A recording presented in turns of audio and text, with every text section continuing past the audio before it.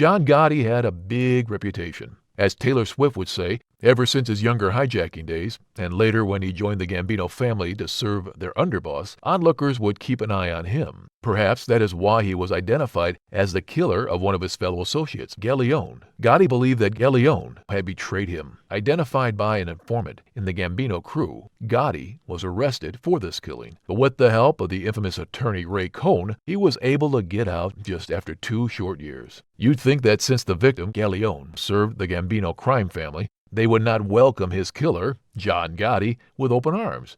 Well, you think wrong. Gotti was initiated into the Gambino crime family, now under the command of a boss called Castellano. Castellano immediately replaced Fatico and put Gotti in its place. Turns out it was a good idea. Under his command, the Bergen crew became the biggest earner for the Gambino family. Gotti received his wealth from taking a cut of his subordinates' earnings and even ran his own loan sharking operation. To deceive the police, and for some time his family, he also held a no-show job as a plumbing supply salesman with a salary of $45,000 per year.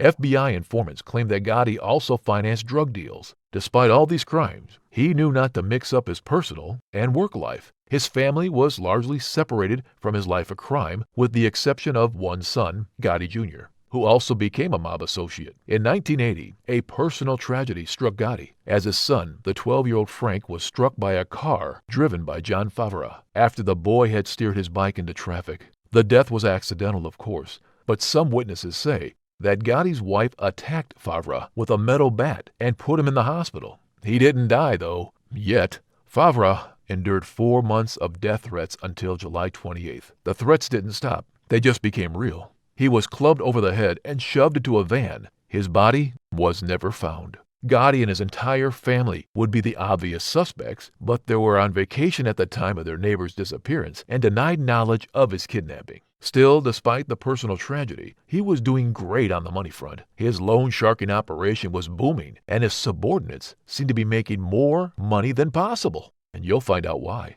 As they say, mo money, mo problems.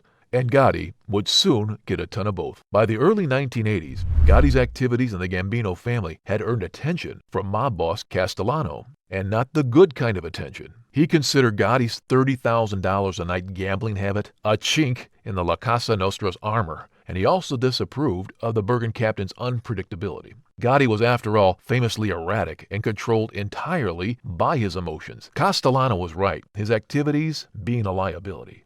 Gotti's flashy behavior caught the eye of federal agents who had installed surveillance equipment in the Bergen Club in 1981. None of the mobsters figured this out. After 4 years, the FBI had enough information and evidence to place Gotti and his boss under federal charges of racketeering. Their associates were charged with something worse: heroin trafficking. The drug charges were the ones that infuriated Castellano because the Gambino family stayed out of drugs to a point where illegal drug trafficking was punished by death. As captain, Gotti knew he would be held responsible for the drug activities of his crew. There was a way to get out of this mess. Gotti's boss could speak to Castellano on his behalf, but before an understanding could be reached, his boss died of cancer.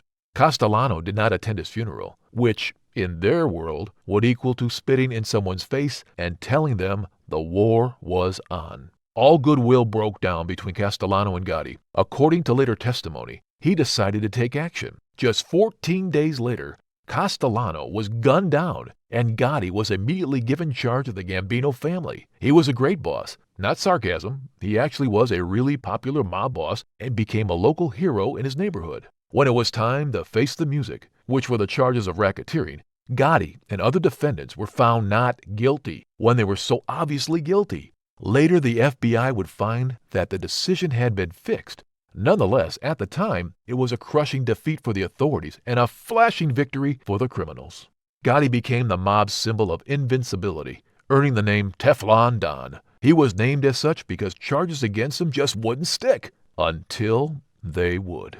The FBI found a credible rat in the Gambino family, and Gotti was convicted of murder and racketeering in 1992. As a repeat offender, Gotti was sentenced to life in prison without the possibility of parole. According to his prosecutors, a ceremony took place after his conviction where his eldest son, the only Gotti to be involved in crime after John Gotti, was appointed as acting boss of the Gambino family. Just a few years later, his son pled guilty to racketeering charges and was sentenced to 6 years in prison.